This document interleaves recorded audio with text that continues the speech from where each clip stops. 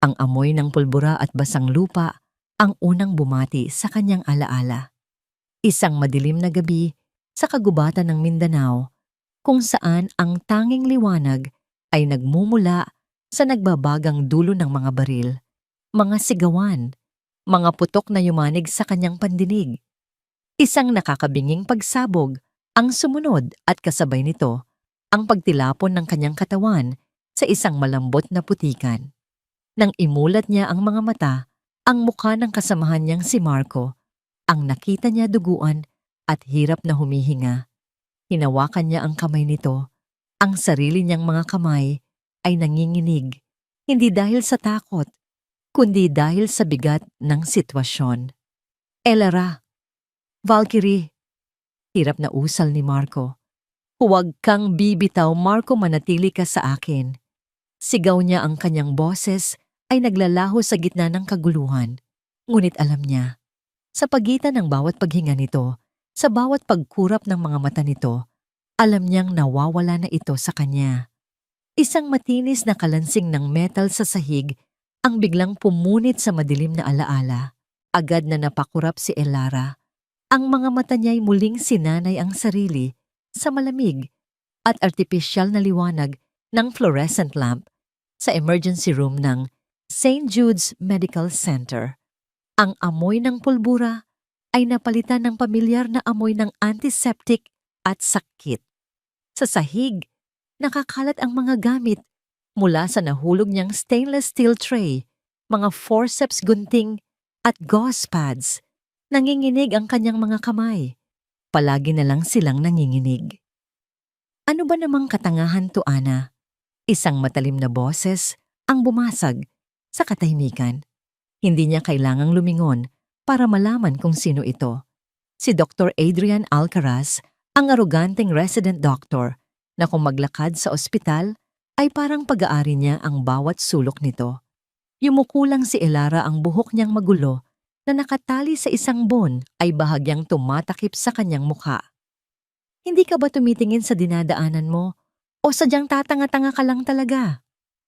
Patuloy ni Dr. Adrian papalapit sa kanya. Ang mamahalin nitong sapatos na gawa sa Italianong katad ay huminto ilang pulgada lang mula sa nagkalat na gamit. Alam mo ba kung gaano kamahal ang mga instrumentong yan, higit pa sa isang buong sweldo mo? Naramdaman ni Elara ang pag-init ng kanyang mga pisngi. Ang mga mata ng ibang nurse at pasyente sa paligid ay nakatuon sa kanya, para siyang isang daga na nasukol sa isang sulok. Papasensya na po, doktor. Pabulong niyang sabi, sapat lang para marinig. Pasensya, mababalik ba ng pasensya mo ang oras na nasasayang dahil sa'yo? Umangat ang boses nito, puno ng paghamak. Pulutin mo yan. At bilisan mo. Hindi ka binabayaran dito para magkalat. Dahan-dahan siyang lumuhod, isa-isang pinulot ang mga instrumentong medikal. Ang bawat paggalaw niya ay mabagal at maingat, na para bang anumang mabilis na kilos ay magdudulot ng isa pang kapahamakan. Nakita niya ang refleksyon niya sa makintab na metal ng tray, isang babaeng pagod. May mga guhit ng pag-aalala sa paligid ng mga mata, isang anino ng dati niyang sarili. Ana, isang mas mahinahon, ngunit matigas na boses ang tumawag sa kanya. Pag-angat niya ng tingin, nakita niya si Marites, ang head nurse. Nakatayo ito, na nakapamewang ang kanyang mukha ay walang emosyon, ngunit bakas ang iritasyon. Ilang beses ko bang sasabihin sa'yo na mag-ingat ka? Ang pagiging yaya mo dito sa emergency room ay isang malaking responsibilidad. Hindi ito lugar para sa mga mahihina ang loob o sa mga palaging lumilipad ang isip. Opo, Ma'am Marites. Pasensya na po. Muling sagot ni Elara, yumuko ulit. Kinuha ni Marites ang tray mula sa kanya. Dalhin mo ito sa sterilization at pagkatapos pumunta ka sa triage area, may kailangan akong ipagawa sa'yo. Tumangulang si Elara at mabilis na tumalikod dala-dala ang tray at ang kahihiyan. Habang naglalakad siya palayo, narinig pa niya ang bulungan ni na Dr. Adrian at Marites. Hindi ko talaga alam kung bakit tinanggap pa yan dito. sabi ni Adrian. Liability lang siya. Baka isang araw mamatayan pa yan ng pasyente dahil sa panginginig ng mga kamay niya. Binabantayan ko siya, doktor, sagot ni Marites. Isang pagkakamali pa ako mismo ang gagawa ng report para matanggal siya. Kinagat ni Elara ang kanyang labi upang pigilan ang anumang namumuong emosyon. Sanay na siya. Sa loob ng 3 buwan niya sa ospital ito na ang kanyang naging mundo. Ang mga bulungan, ang mga mapanuring tingin, ang lantarang pangmamaliit. Tinanggap niya ang lahat ng ito nang walang reklamo. Kailangan niya ang trabahong ito. Kailangan niya ang katahimikan. Kailangan niyang maging si Ana Cruz, isang ordinaryong nurse na walang nakaraan. Matapos niyang ihatid ang mga gamit, bumalik siya sa nurse's station kung saan naghihintay si Marites at Dr. Adrian. May ngisi sa labi ng doktor. Ana, dahil mukhang marami kang libreng oras para magbagsak ng gamit. Simula ni Dr. Adrian, may espesyal akong trabaho para sa'yo. Room 305, si Mang Cardo. Napasinghap ang ilang nurse na nakarinig. Si Mang Cardo ay isang matandang pasyenteng kilala sa buong ospital dahil sa pagiging masungit at reklamador. Walang nurse na tumatagal sa pag-aalaga sa kanya. Kailangan niyang palitan ang benda sa kanyang binti at kailangan din siyang painumin ng gamot. Siguraduhin mong gagawin mo ng tama, utos ni Adrian na may diin sa salitang tama. Ayaw kong makarinig ng kahit anong reklamo mula sa kanya maliwanag kung hindi alam mo na ang mangyayari. Ito ay isang bitag. Alam ni Elara.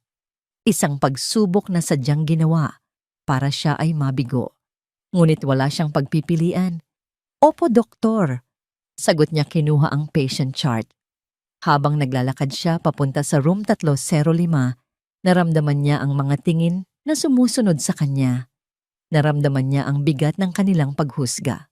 Para sa kanila, siya ay isang pagkakamali, isang mahinang babae na hindi nababagay sa magulong mundo ng isang emergency room.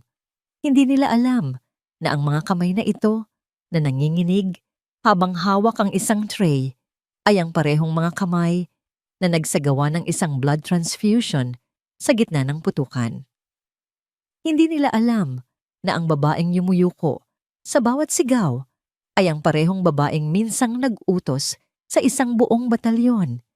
Hindi nila alam kung sino talaga siya at para sa kanyang kaligtasan at sa kaligtasan ng taong pinakamamahal niya, kailangan niyang panatilihin itong isang lihim. Pagod na pagod siyang natapos sa kanyang shift. Ang gabi ay lumalim na. Bago umuwi, dumaan muna siya sa isa pang palapag ng ospital, ang cardiac ward. Dahan-dahan niyang binuksan ang pinto ng isang pribadong silid. Sa loob, isang may edad na babae ang nakahiga sa kama, payapang natutulog. Ang mahina at ritmikong tunog ng heart monitor ang tanging maririnig. Si Lourdes ang kanyang ina, ang dahilan ng lahat ng kanyang pagsasakripisyo. Nilapitan niya ito at marahang hinaplos ang buhok nitong may mga puti ng hibla. Ang mukha ng kanyang ina ay payapa, ngunit alam ni Elara ang bigat na dinadala nito. Isang malubhang sakit sa puso na nangangailangan ng pinakamahusay na pangangalaga. Isang pangangalaga na sa St. Jude's lang maibibigay. Biglang iminulat ni Lourdes ang kanyang mga mata na para bang naramdaman ang presensya ng anak. Isang nangiti ang sumilay sa kanyang mga labi. Anak, mahinang sabi nito. Tapos na ba ang trabaho mo? Mukhang pagod na pagod ka na naman. Umupo si Elara sa tabi ng kama at hinawakan ang kamay ng ina. Dito sa loob ng silid na ito, nawawala ang panginginig ng kanyang mga kamay. Ayos lang po ako. Nay, kumusta po ang pakiramdam ninyo? Tinitigan siya ng kanyang ina, mga matang puno ng pag-unawa at pag-aalala. Huwag mo akong intindihin, Elara. Ang sarili mo ang isipin mo. Nakikita ko sa mga mata mo. Dinadala mo na naman ang buong mundo sa iyong mga balikat. Ngumiti lang si Elara, isang pilit na ngiti. Para sa inyo, Nay, kakayanin ko ang lahat.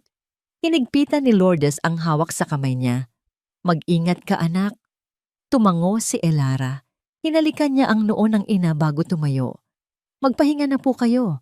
Babalik po ako bukas. Sa kanyang paglabas mula sa silid, muli niyang naramdaman ang bigat sa kanyang dibdib. Ito ang dahilan. Ang babaeng nasa loob ng kwartong iyon ang kanyang mundo. At para sa kanya, titiisin niya ang bawat sigaw, bawat panghuhusga, bawat araw ng pagpapanggap bilang si Ana ang nurse na walang kwenta. Titiisin niya ang lahat hanggang sa araw na hindi na niya kaya. O hanggang sa araw na ang nakaraan na pilit niyang tinatakbuhan ay tuluyan na siyang mahanap. Bago pa man tuluyang maisara ni Elara ang pinto ng silid, isang mahinang tinig ang pumigil sa kanya. Elara anak, lumingon siya. Nakabangon na ng bahagya ang kanyang ina, nakasandal sa mga unan. Ang mga mata ni Lourdes, bagamat nanghihina dahil sa karamdaman, ay nananatiling matalas at puno ng karunungan. Halika muna dito saglit. Nag-aalangang lumapit si Elara pabalik sa kama. Bakit po, Nay? Kailangan niyo po ba ng tubig? Umiling si Lourdes at marahang tinapik ang espasyo sa tabi niya. Umupo ka muna. Sinunod siya ni Elara. Kinuha ng ina ang kanyang kamay, ang kamay na kanina lang ay nanginginig at pinisil ito ng may pagmamahal. Huwag mong isipin na dahil nakahiga lang ako dito ay wala na akong nakikita. Tinitigan ni Lourdes ang mukha ng anak. Nakikita ko ang mga balikat mong laging tensyonado. Nakikita ko ang mga mata mong laging malayo, ang tingin na para bang may hinahanap o tinatakbuhan. Anak, ang mga pasanin ay hindi dapat soluhin. Isang mainit na likido ang namuo sa mga mata ni Elara, ngunit mabilis niya itong pinigilan. Pagod lang po ito. Nay, alam niyo naman po sa ospital. Alam ko, malumanay na sagot ni Lourdes.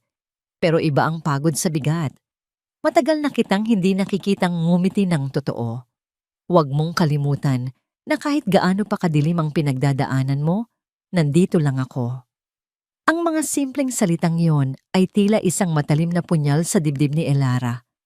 Gusto niyang sumigaw. Gusto niyang sabihin ang lahat ang tungkol kay Dr. Adrian, kay Marites ang takot na baka anumang oras ay mawalan siya ng trabaho. Ngunit ang pagsasabi ng totoo ay mangangahulugan lamang ng dagdag na alalahanin para sa kanyang ina na siyang pinakaiiwasan niya. Magiging maayos din po ang lahat.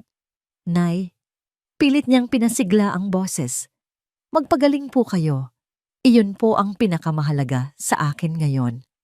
Huminga ng malalim si Lourdes, alam na hanggang doon lang ang kaya niyang makuha mula sa anak. Basta't tandaan mo mas malakas ka kaysa sa inaakala mo.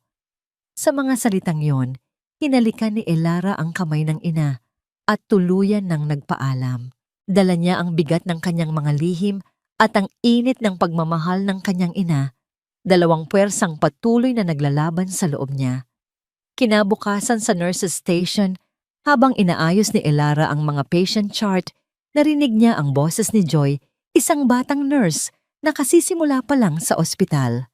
Si Joy ang isa sa iilang tao na nakikipag-usap sa kanya ng maayos. Mama Marites, sa tingin ko po masyado kayong mahigpit kay Ate Ana. Sabi ni Joy, sinusubukang maging magalang. Mabait naman po siya at masipag. Mula sa kinatatayuan ni Marites, sa likod ng counter tumaas ang isang kilay nito. Joy, bago ka pa lang dito. Ang kabaitan at kasipagan ay hindi sapat sa lugar na ito. Ang kailangan dito ay bilis, kumpiyansa at katumpakan, mga bagay na tila kulang sa kaibigan mo. Pero lahat naman po tayo nagkakamali. Katwiran ni Joy, tama. Matigas na sagot ni Marites, pero ang pagkakamali sa emergency room ay buhayang katumbas.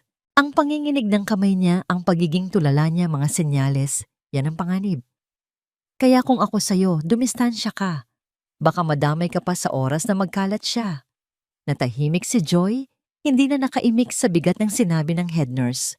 Nakayukong nagpatuloy si Elara sa kanyang ginagawa, nagpapasalamat sa pagtatanggol ni Joy, Ngunit mas lalong naramdaman ang pagiging isa niya. Ilang oras ang lumipas, isang pasyente ang dinala sa ER, isang lalaking nasa katanghalang gulang na namimilipit sa sakit ng tiyan.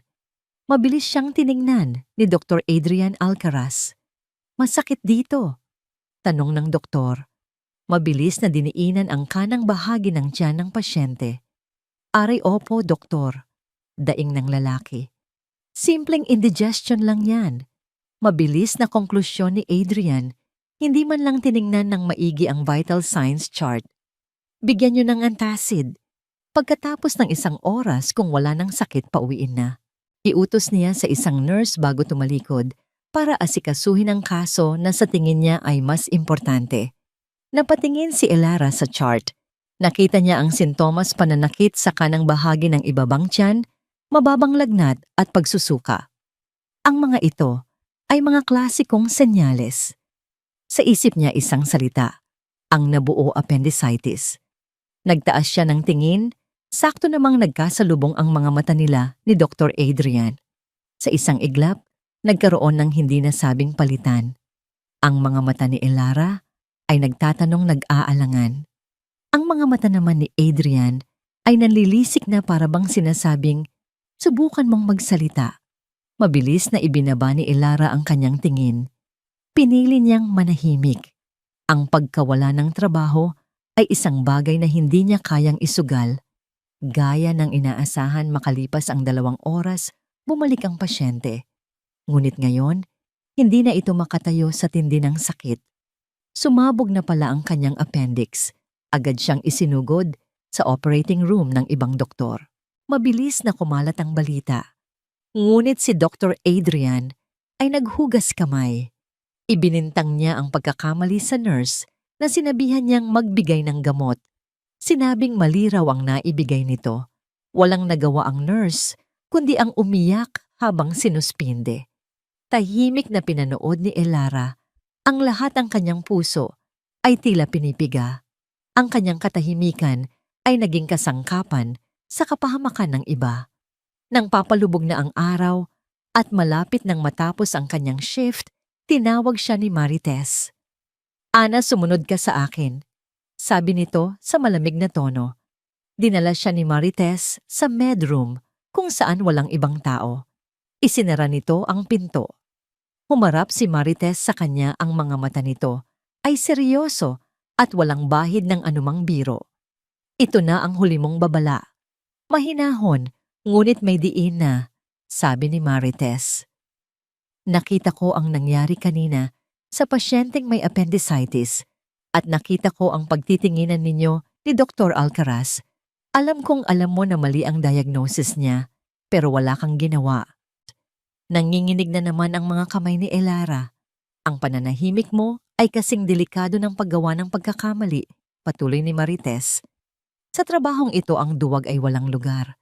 Isa pang pagkakataon, kahit ano pa yan, mali mo man o pagkabigo mong itama ang mali ng iba, ako mismo ang gagawa ng incident report para tuluyan ka ng matanggal. Nagkakaintindihan ba tayo?" Wala nang lumabas na salita mula sa bibig ni Elara. Isang tango lang ang naisagot niya, ang kanyang mga mata ay nakatutok sa sahig. Pakiramdam niya ay gumuho ang lahat ng natitira niyang lakas. Pagod at talunan naglakad si Elara palabas ng may ospital. Ang bigat sa kanyang dibdib ay mas matindi pa kaysa dati. Habang naglalakad sa mataong bangketa, naramdaman niya ang pag-vibrate ng kanyang lumang cellphone sa bulsa. Kinuha niya ito, iniisip na baka text mula sa network provider. Ngunit nang buksan niya ang mensahe, mula ito sa isang hindi rehistradong numero. Iilang salita lang ang nakasulat, ngunit sapat na yon para mapahinto ang kanyang mundo. "Alam namin kung nasaan ka, Valkyrie." Biglang nanlamig ang buong katawan ni Elara. Ang dugo ay tila umalis sa kanyang mukha. Ang cellphone ay halos mabitawan niya mula sa kanyang mga kamay, na ngayon ay hindi lang nanginginig, kundi naninigas sa takot. Iginala niya ang kanyang mga mata sa paligid, sa daan-daang mukha ng mga taong hindi niya kilala. Pakiramdam niya lahat sila ay nakatingin. Lahat sila ay nagmamasid. Ang pader na maingat niyang itinayo sa pagitan ng kanyang nakaraan at kasalukuyan ay bigla na lang gumuho. Ang multo na matagal na niyang tinatakbuhan ay hindi na lang isang alaala. Natagpuan na siya nito. Hindi nakatulog si Elara ng gabing iyon. Bawat anino sa kanyang maliit na apartment ay tila isang nagbabantang figura. Bawat tunog mula sa labas, ang tahol ng aso, ang pagdaan ng motorsiklo ay nagpapatindig ng kanyang mga balahibo. Ang cellphone na nakapatong sa kanyang mesa ay parang isang bombang anumang oras ay sasabog. Alam namin kung nasaan ka, Valkyrie. Paulit-ulit na umalingaw-ngaw sa kanyang isipan ang mga salitang iyon, ang pangalang matagal na niyang ibinaon, ang pagkataong pilit niyang tinakasan. Sino sila? Mga dating kasamahan o mas malala mga dating kalaban. Ang bawat tanong ay walang kasagutan, tanging takot ang iniiwan. Ang takot na ang mundong maingat niyang binuo para sa kanyang ina ay malapit ng gumuho. Kinabukasan pumasok siya sa ospital na may bigat sa puso at kaluluwa. Mas lalo siyang naging tahimik, mas lalo siyang naging mailap. Ang bawat pagbati mula sa mga kasamahan ay tinutugunan niya lang ng pilit na tango. Ate Ana, ayos ka lang? Tanong ni Joy na may pag-aalala sa mukha. Namumutla ka? Okay lang ako, Joy. Pipuyat lang. Pagsisinungaling niya. Nakita ni Marites ang kanilang pag-uusap mula sa malayo. Lumapit ito, ang mga mata ay matalim na sumusuri kay Elara. Cruz, iwanan mo ang mga personal na problema mo sa labas. Dito ang mga pasyente ang una. Kung hindi mo kaya, umuwi ka na lang. Hindi na sumagot si Elara. Yumuko na lamang siya at nagtungo sa kanyang pwesto. Dala-dala ang isa na namang latay sa kanyang pagkatao. Ang umaga ay dumaan na parang isang panaginip o isang bangungot. Ngunit pagsapit ng hapon, ang lahat ay biglang nagbago. Isang mahinang ugong ang una nilang narinig. Isang tunog na unti-unting lumalakas na, para bang nanggagaling sa ilalim ng lupa. Sinundan ito ng marahas na pagyanig. Ang mga bintana ng emergency room ay umuga sa kanilang mga hamba at ang mga instrumentong nakasabit ay nagsipag-ugungan. Lindol ba yan? Sigaw ng isang orderly? Bago pa man may makasagot, isang nakakabinging pagsabog ang yumanig sa buong paligid. Ang tunog ay napakalakas na para bang isang higanting kamay ang pumitik sa buong syudad. Nagkatinginan ang lahat, ang kanilang mga mukha ay puno ng pagtataka at pangamba. Pagkatapos ng ilang segundong katahimikan, nagsimula ang impyerno. Ang mga sirena, hindi isa, kundi isang koro ng mga sirena mula sa mga ambulansya, bumbero at pulis. Lahat ay tila papunta sa isang direksyon at di nagtagal ang mga biktima ay nagsimulang dumating. May sumabog na tangke ng gas sa isang residential building sa kanto. Sigaw ng isang paramedic habang itinutulak ang isang stretcher na may lulang duguan at sunog na biktima. Code Orange, mass casualty incident incoming. Umalingaw-ngaw ang boses mula sa speaker ng ospital. Ang ER na kanina lang ay abala, ay naging isang larawan ng ganap na kaguluhan. Ang mga pinto ay bumubukas ng walang tigil, iniluluwa ang sunod-sunod na mga biktima. Ang hangin ay napuno ng amoy ng usok, sunog na damit at dugo. Ang mga daing ng sakit at mga sigaw ng takot ay nagahalo sa mga utos ng mga doktor at pagtakbo ng mga nurse. Dalhin ang may mga major burns sa trauma bay, isa mga head injuries sabay dalawa. Sigaw ni Dr. Adrian Alcaraz na tila nabuhayan sa gitna ng kaguluhan. Ito ang kanyang entablado. Joy, kumuha ka ng IV lines, Ramos, ihanda ang crash cart. Utos naman ni Marites na sinusubukang maging sentro ng kaayusan sa gitna ng unos.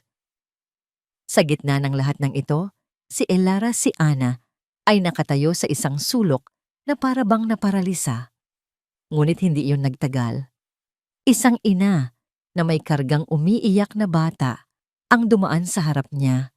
May maliit na hiwa ang bata sa noo. Walang pumapansin sa kanila dahil sa dami ng mas malalang kaso. Ngunit nakita sila ni Elara. Sa isang iglap na wala ang panginginig ng kanyang mga kamay, na wala ang takot sa kanyang mga mata. Isang bagay ang pumalit dito, isang kalmadong determinasyon, isang instinct na matagal na niyang hindi naramdaman. Halika ginang, sabi niya sa mahinahon, ngunit may autoridad na boses. Kinuha niya ang bata, dinala sa isang upuan, at mabilis na nilinis at tinakpan ng sugat. Huwag po kayong mag-alala. Magiging maayos po siya. Napansin ni Joy ang ginawa niya. Habang siya ay natataranta sa paghahanap ng mga gamit, nakita niya kung paano kumilos si Elara. Hindi ito nagpapanik. Hindi ito tumatakbo ng walang direksyon.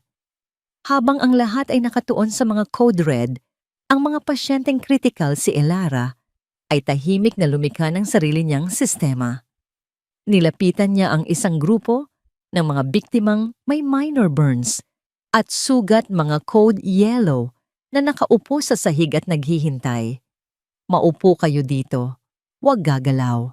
Darating ako para gamutin kayo isa-isa. Sabi niya ang kanyang boses ay kalmado at puno ng katiyakan. Kung may mahihirapang huminga, itaas ninyo ang inyong kamay. Ang kanyang kilos ay nagbago. Mula sa pagiging mabagal at alanganin, naging mabilis ito tiyak at walang nasasayang na galaw. Lumuhod siya sa tabi ng isang lalaking may malaking sugat sa braso, nilinis ito at mabilis na binendahan. Habang ginagawa ito ang kanyang mga mata, ay patuloy na nagmamasid sa iba. Ikaw, turo niya sa isang babaeng tila hindi gaanong nasaktan. Hawakan mo ang bendang ito at diinan mo sa braso niya. Huwag mong bibitawan hanggat hindi ako bumabalik. Pero, gawin mo utos ni Elara. Ang tono niya ay hindi na pakiusap. Ito ay isang direktang utos na walang sino mang nangahas na questionin. Sa isang sulok na pahinto si Joy, sa gitna ng kanyang pagtakbo, napanood niya ang lahat. Ang ate Ana na kilala niya bilang mahiyain at palaging nanginginig ay naglaho. Sa harap niya ay isang babaeng kumikilos na parang isang veteranong military medic sa gitna ng labanan. Siya ang sentro ng kalmadong puwersa sa isang dagat ng kaguluhan. Habang sina Dr. Adrian at Marites ay abala sa mga pasyenteng nag-aagaw buhay sa mga trauma bay, si Elara ay tahimik na gumawa ng sarili niyang maliit na command center. Inayos niya ang mga biktima ayon sa tindi ng kanilang kalagayan, mula sa mga simpleng hiwa hanggang sa mga nangangailangan ng tahi. Ang kanyang kahusayan ay nakakahawa. Ang mga pasyenteng kanina'y nagpapanik ay nagsimulang tumahimik sumusunod sa bawat instruksyon niya. Masyadong abala sina Adrian at Marites para mapansin ang pagbabagong anyo. Para sa kanila, si Ana ay gumagawa lang ng nararapat ang asikasuhin ang mga hindi kritikal na kaso. Sa gitna ng pagdagsa ng mga biktima, isang stretcher ang mabilis na itinulak papasok ng 2 paramedic. Ang nakahiga dito ay isang matipunong lalaki, mga nasa 60 anyos, may mga galos sa mukha at braso, at hirap na hirap sa paghinga. Retired Police General Antonio Reyes. Sigaw ng paramedic. Nasa labas siya ng gusali nang maganap ang pagsabog na hagip ng mga debris. Ang pangalan ay agad na kumuha ng atensyon ni Dr. Adrian. Isang kilalang tao, isang VIP. Mabilis niyang iniwan ang kasalukuyang pasyente at sinalubong ang stretcher. Ako nang bahala dito, anunsyo niya. Dalhin siya sa Bay 3. Sinunod siya ng mga nurse. Mabilis na sinuri ni Adrian ang general. Kumuha siya ng penlight at tiningnan ang mga mata nito. Diniinan niya ang dibdib. Arg, masakit. Daing ng general. Bali sa tadyang mabilis na sabi ni Adrian. Ang kanyang tono ay nagpapakita ng kumpiyansa, ngunit ito ay bunga ng pagmamadali at hindi ng masusing pagsusuri. Normal lang na masakit huminga kapag may bali. Stable naman ang vital signs niya. Tumingin siya sa paligid. Ang lahat ng trauma bay ay puno. Ang pasyenteng ito sa kanyang paningin ay hindi kasing kritikal ng iba. Bigyan niyo siya ng malakas na pain reliever, utos niya sa isang nurse. Pagkatapos ilipat niyo siya sa isang gurney sa hallway. Kailangan natin ang kama na to para sa mga mas malala ang lagay. Nagkatinginan ang mga nurse, ngunit walang nangahas na sumuway. Sakto namang natapos ni Elara ang pag-aasikaso sa huling pasyente sa kanyang grupo. Nakatayo siya malapit sa bay tatlo nang marinig niya ang utos ni Dr. Adrian. Ang atensyon niya ay natural na napunta sa matandang pasyente. Ana, sigaw ni Dr. Adrian na nakita siyang walang ginagawa. Huwag kang tumunganga dyan. Ikaw na ang maglipat sa kanya. Ngayon na, ito na naman, ang pamilyar na bigat sa kanyang dibdib. Ang utos, ang pangangailangang sumunod. Naglakad siya papunta sa kama ng general handa nang sundin ang utos. Ang kailangan niya lang gawin ay i-unlock ang gulong ng kama at itulak ito palabas. Simple lang, ngunit paglapit niya napahinto siya. Tiningnan niya ang pasyente hindi bilang isang gawain na kailangang tapusin, kundi bilang isang taong nangangailangan ng tulong. At doon niya nakita ang mga bagay na hindi napansin ni Dr. Adrian sa kanyang pagmamadali. Nakita niya ang bahagyang pamamaga ng ugat sa leeg ng general na pumipintig sa bawat tibok ng puso nito. Nakita niya ang paraan ng paghinga nito, ang kaliwang bahagi ng dibdib nito ay hindi gaanong umaangat kumpara sa kanan. At narinig niya ang tunog ng bawat paghinga. Hindi lang ito hirap. Ito ay may kasamang desperasyon na para bang hinahabol niya ang hangin na hindi niya makuha. Ang lahat ng senyales na yon ay sumisigaw ng isang bagay sa isipan ni Elara. Isang bagay na mapanganib. Isang bagay na nakamamatay kung hindi maaagapan.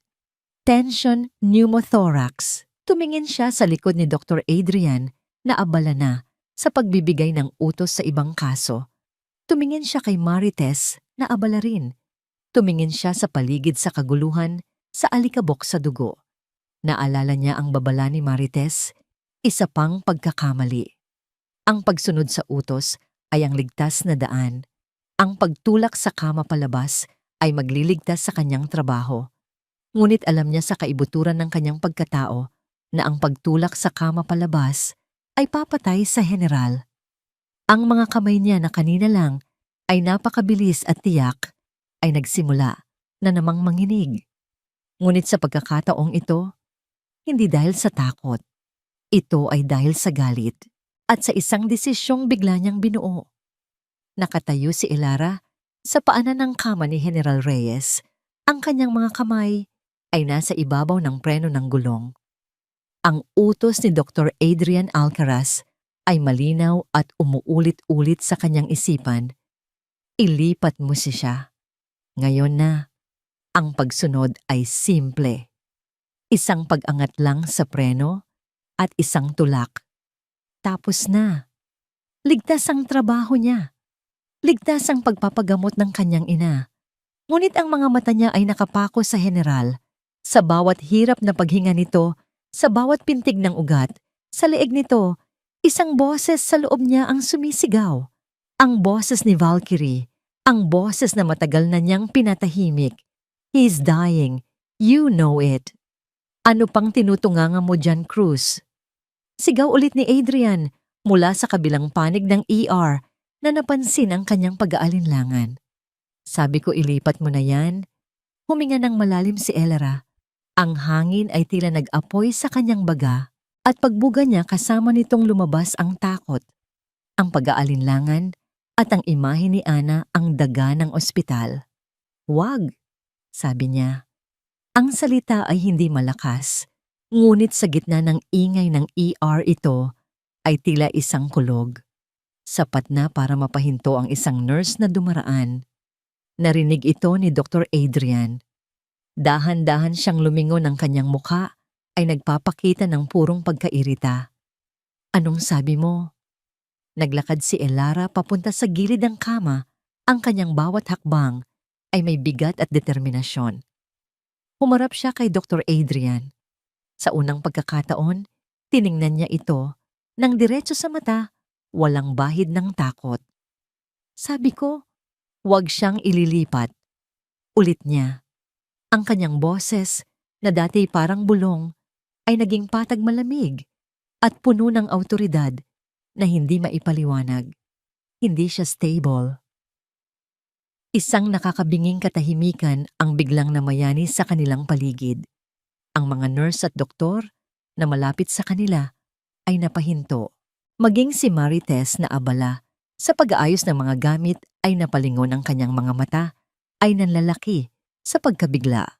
Ang iritasyon sa mukha ni Dr. Adrian ay napalitan ng galit. Ang isang hamak na nurse, ang pinakawalang kwentang nurse sa buong ER, ay sinusubukan siyang questionin sa harap ng lahat. Sino ka para sabihin yan? Halos pabulong ngunit madiin na, sabi ni Adrian lumalapit sa kanya hanggang sa halos magdikit na ang kanilang mga mukha. Ang amoy ng mamahalin nitong pabango ay humalo sa amoy ng dugo. Ako ang doktor dito, Bennett. Ako ang nagdedesisyon. Kapag sinabi kong stable siya, ngayon ilipat mo ang kama o sisiguraduhin kong hindi ka na makakatapak sa kahit saang ospital sa buong Pilipinas. Hindi na tinag si Elara. Itinuro niya ang leeg ng general. Tingnan ninyo ang jugular vein distension niya, doktor. Ang tracheal deviation nagsisimula na. Bahagya pa lang, pero nandoon na. Ang mga teknikal na salitang yon na binigkas ng may ganap na katiyakan ay nagdulot ng pag-aalinlangan sa mukha ng ilang nakikinig. Pakinggan ninyo ang paghinga niya. Patuloy ni Elara. He's air hungry. Hindi lang ito simpleng bali sa tadyang. Ito ay tension pneumothorax at mabilis itong lumalala. Kung ililipat ninyo siya sa hallway, magkukode siya sa loob ng 5 minuto. Mamamatay siya sa loob ng 7.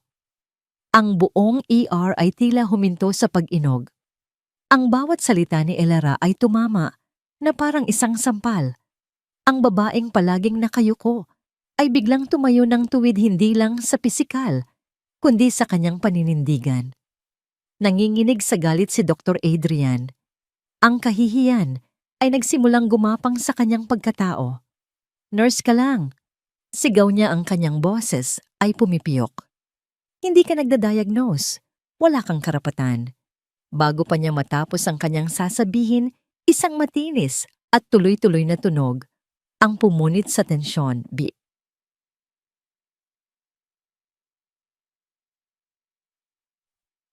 Ang cardiac monitor ay nagpapakita ng isang tuwid na linya. Ang mga mata ni General Reyes ay pumuting at ang kanyang katawan ay biglang nanlambot. Nag-crash siya, sigaw ni Marites. Ang arogansya sa mukha ni Dr. Adrian ay biglang naglaho na palitan ng purong takot ng isang doktor na nakagawa ng isang malagim na pagkakamali. Ihanda ang crash cart, i-intubate siya. Tawagin ang anesthesia. Sunod-sunod niyang utos, ngunit ang kanyang boses ay nanginginig, nagpapakita ng kawalan ng kontrol. Walang oras, sabi ni Elara. Hindi siya naghintay ng permiso. Hindi na siya nanginginig. Sa isang mabilis at tuloy-tuloy na galaw, na tila sanay na kinapa niya ang bulsa ng kanyang uniforme. Walang scalpel, pero may iba siyang nakuha. Isang makapal na 14 na gauge angiocath needle na palagi niyang dala. Mabilis niyang pinunit ang damit ng general. Cruz, ano sa tingin mo ang ginagawa mo? Sigaw ni Adrian na susunggaban sana siya sa braso. Bago pa man dumapo ang kamay ng doktor na huli na ito ni Elara. Ang kanyang pagkakahawak ay tila bakal. Hindi man lang siya tumingin kay Adrian. Ang kanyang mga mata ay nakapako sa dibdib ng pasyente sa pangalawang intercostal space. Pinisil niya ang pulso ni Adrian ng napakahigpit, kaya't napadaing ito sa sakit at napaluhod. Umatras ka. Utos niya. Hindi ito pakiusap. Ito ay isang utos mula sa larangan ng digmaan. Binitiwan niya si Adrian. Kinapa niya ang dibdib ng general, 1-2. At nang mahanap niya ang tamang pwesto, walang pag-aalinlangan. Itinusok niya ang makapal na karayom sa dibdib ng general. Isang malakas na tunog ng sumisingaw na hangin ang narinig. Sa buong ER, mas malakas pa kaysa sa ingay ng kaguluhan. Ito ay parang tunog ng isang gulong na biglang nabutas. Ang general ay biglang huminga ng napakalalim, isang hininga ng buhay. Ang tuwid na linya sa monitor ay biglang nagkaroon ng mga alon. Ang tibok ng puso ay bumalik. Ang presyo ng dugo ay nagsimulang tumaas. Nag-stabilize ang lahat. Mabilis na idinikit ni Elara ang karayom sa dibdib. Gamit ang tape, sinuri ang mga mata ng general at saka lang niya pinakawalan ang hiningang kanina pa niya pinipigilan. Paglingon niya, ang buong trauma team ay nakatitig sa kanya, ang kanilang mga bibig ay nakanganga. Si Dr. Adrian ay nakaluhod pa rin sa sahig. Hawak ang namumula niyang pulso. Ang kanyang muka ay pinaghalong kahihiyan at pagkabigla. Needle decompression. Mahinang sabi ni Elara, at sa isang iglap ang kanyang postura ay bumalik sa dati. Ang kanyang mga balikat ay muling bumagsak, ang kanyang mga mata ay muling yumuko. Standard protocol para sa mga ganoong kaso. Pasensya na po, doktor. Napanik lang po ako. Napanik? Bulong ni Adrian dahan-dahang tumatayo. Nagsagawa ka ng isang surgical procedure ng walang lisensya. Sinaktan mo ang isang doktor. Ikaw. Tumingin siya sa pasyente na ngayon ay kulay rosas na at komportable nang humihinga. Hindi niya maikakaila na iniligtas ni Elara ang buhay ng general. Ngunit ang kanyang ego ay mas malaki pa ang pinsala kaysa sa kanyang pulso. Labas nanginginig sa galit na sabi ni Dr. Adrian, labas sa ER ko, tapos ka na cruise. Ire-report kita sa board. Sisiguraduhin kong hinding-hindi ka na makakapagtrabaho sa medisina. Tumango si Elara, nakatingin sa sahig. Opo, doktor. Naglakad siya palabas ng ER, nilampasan ang mga tulalang staff. Nagpunta siya sa locker room, umupo sa bangko, at nagsimulang tanggalin ang tali ng kanyang sapatos. Tapos na. Tinanggal na siya. Kailangan na naman niyang lumipat. Maghanap ng ibang lugar. Magtago muli. At paano na ang kanyang ina? Sa gitna ng kanyang pag-iisip, isang mababa at malakas na tunog ang nagsimulang marinig. Isang ritmikong dagundong na nagpayanig sa mga bintana ng ospital. Hindi ito ang karaniwang tunog ng medevac chopper. Mas mabigat ito, mas malalim. Isang makina na ang tunog ay mas kilala pa niya kaysa sa tibok ng sarili niyang puso. Napahinto siya. Tumingala siya sa bintana ng locker room. Hindi bulong niya. Huwag dito. Pakiusap, huwag dito. Pero huli na ang lahat. Ang dagundong ay papalapit na. Ang nakaraan na pilit niyang tinatakbuhan ay hindi na lang nag-text. Dumating na ito para sunduin siya.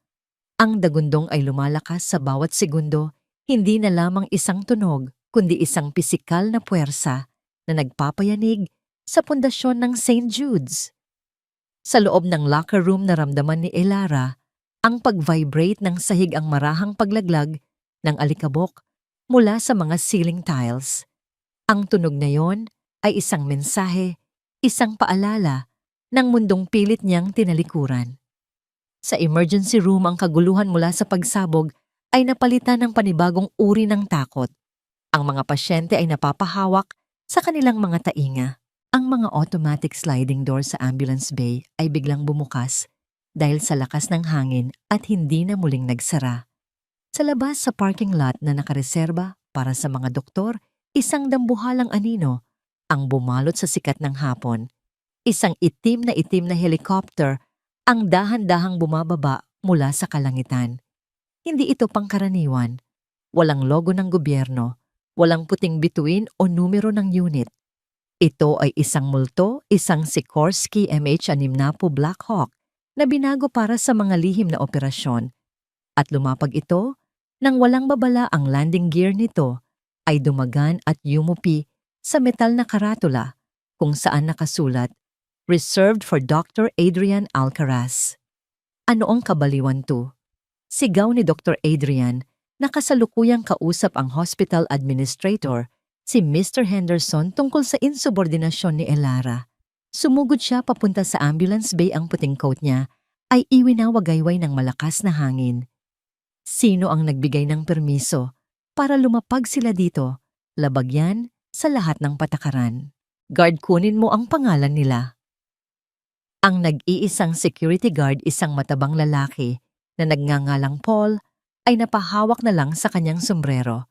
Tiningnan niya si Dr. Adrian na parabang ito ay nababaliw. Doktor, military chopper yan. Hindi ko pwedeng... Wala akong pakialam kung sino sila. Sinasadya nilang sirain ang BMW ko. Ganting sigaw ni Adrian habang ang mga maliliit na bato at basura ay tumatalsik at tumatama sa kanyang mamahaling sasakyan. Ang helicopter ay tuluyan nang lumapag, ngunit ang mga rotor nito ay hindi huminto. Patuloy itong umikot sa mataas na RPM, lumilikha ng isang maliit na bagyo. Bumukas ang gilid na pinto nito. 4 na lalaki ang tumalon palabas. Ang kanilang itsura ay malayo sa mga sundalong karaniwang nakikita sa mga parada. Sila ay may mga balbas, ang kanilang mga muka ay may bahid ng dumi at grasa. Nakasuot sila ng mga panglabang pantalon na multicam at mga itim na t-shirt na hapit sa kanilang mga katawang na babalutan ng armor plates. Ang kanilang mga helmet ay high-cut, pinalamutian ng mga modernong night vision goggles na nakataas na parang mga mata ng insekto, at sila ay armado. Ang kanilang mga HK4, 6 assault rifle na may mga silencer ay nakasabit sa kanilang mga dibdib. Ang bawat kilos nila ay mabilis, tiyak at puno ng panganib. Sila ay gumalaw hindi na parang mga bisita, kundi parang mga mandaragit na sinisiguro ang isang landing zone sa teritoryo ng kaaway. Hoy!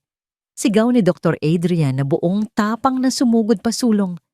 Itinaas niya ang kanyang kamay. Hindi kayo pwedeng lumapag dito. Pribadong pag-aari ito.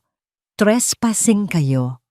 Ang pinuno ng grupo, isang matangkad na lalaki na may makapal na balbas at isang peklat na tumatagos sa kanyang kaliwang kilay, ay hindi man lang bumagal. Nilagpasan niya si Dr. Adrian na parang hangin.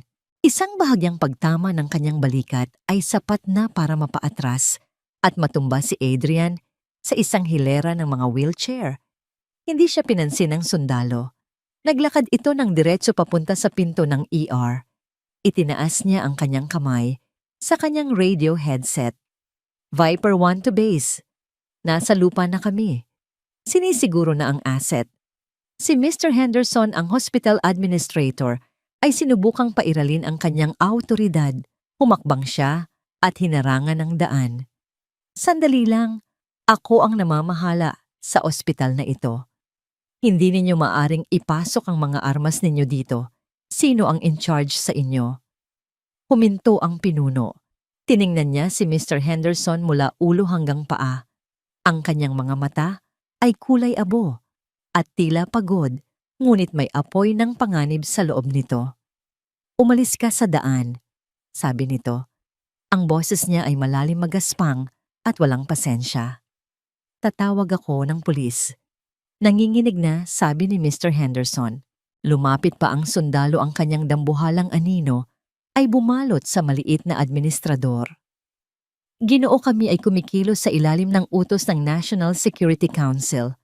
Kung hindi ka aalis, sa pilitan naming papasukin ang mga pinto na ito at ikaw ay aming ikukulong dahil sa paghadlang sa isang operasyon ng gobyerno. Ngayon, umalis ka. Walang nagawa si Mr. Henderson kundi ang tumabi. Pumasok ang 4 na sundalo sa lobby ng ER. Ang lahat ng ingay ay biglang naputol. Ang isang sanggol na umiiyak ay napahinto. Ang isang lalaking may bali sa braso ay nakalimot sa kanyang sakit. Ang presensya ng mga lalaking ito ay tila humigop sa lahat ng hangin sa silid. Dala nila ang amoy ng langis, pulbura at pawis sa loob ng malinis na ospital. Tumatakbong pumasok si Dr. Adrian, namumula ang muka. Paul, pigilan mo sila. Sigurado akong naghahanap yan ng droga. Yan lang ang dahilan. Huminto ang pinuno sa gitna ng triage area. Hindi siya tumingin sa mga pasyente. Hindi siya tumingin sa mga doktor. Ang kanyang mga mata ay naglakbay sa nurse's station. Nasaan siya? Sigaw nito. Si Marites na nasa likod ng counter ay nanginginig. Sa sino po? Ang nurse. Sabi ng sundalo ang kanyang kamay ay nakapatong malapit sa kanyang baril hindi bilang banta, kundi bilang isang sanay na kilos. Bagong salta. Tahimik. May mga peklat sa kamay. Nasaan si Valkyrie? Valkyrie, nauutal na tanong ni Marites. Wala kaming empleyadong ganyan ang pangalan. Meron kaming Ana Cruz. Tumingin ang pinuno sa kanyang mga kasama. Hanapin na niyo sa likod. Hanapin na niyo siya. Isang tawang tila nababaliwang kumawala mula sa bibig ni Dr. Adrian. Si Cruz ang daga. Ang walang kwentang nurse na, yan kakatanggal ko lang sa kanya. Nasa locker room siya nag-iimpake ng basura niya. Nandito ba kayo para arestuhin siya may napatay ba siya sa dati niyang ospital? Alam ko na eh. Alam kong isang impostora yan. Dahan-dahang lumingon ang pinuno at hinarap si Dr. Adrian. Ang tatlo niyang kasama ay napahinto ang kanilang mga kamay ay humigpit sa hawak ng kanilang mga baril. Tinanggal mo siya. Mahinang tanong ng pinuno. Ang boses nito ay biglang naging napakalamig. Oo, at nararapat lang sa kanya. Pagmamalaki ni Adrian, sinaktan niya ako. Nagsagawa siya ng procedure na wala sa lugar. Hindi siya stable. Naglakad ang pinuno palapit kay Dr. Adrian hanggang sa magkadikit ang kanilang mga ilong. Naamoy ni Adrian ang pulbura. Kung tinanggal mo siya, bulong ng sundalo, kinokompromiso mo ngayon ang pinakamahalagang medical asset na pag-aari ng sandatahang lakas ng Pilipinas. At kung nakaalis na siya sa gusaling ito, doktor, personal kitang papanagutin sa pagkamatay ng taong nasa helicopter. Napasinghap si Dr. Adrian. Ano? Tingnan niyo sa locker room, sigaw ng pinuno sa kanyang mga tauhan. Bilisan niyo! Samantala sa locker room na isuot na ni Elara ang kanyang sapatos. Nakasling na ang kanyang bag sa kanyang balikat.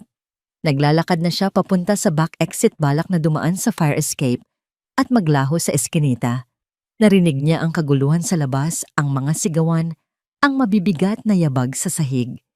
Kilala niya ang tunog ng mga combat boots na yon. Huwag kang lilingon, sabi niya sa sarili. Maglakad ka lang. Ikaw si Ana Cruz, isa kang nobody. Valkyrie. Ang boses ay umalingaw-ngaw sa mga metal na locker. Isang boses na halos 2 taon na niyang hindi naririnig. Isang boses na sinubukan niyang ibaon sa limot. Napahinto si Elara. Ang kanyang kamay ay nanigas sa ibabaw ng push bar ng pinto. Huwag mo na akong pagurin sa paghabol sa'yo, Elara, sabi ng boses.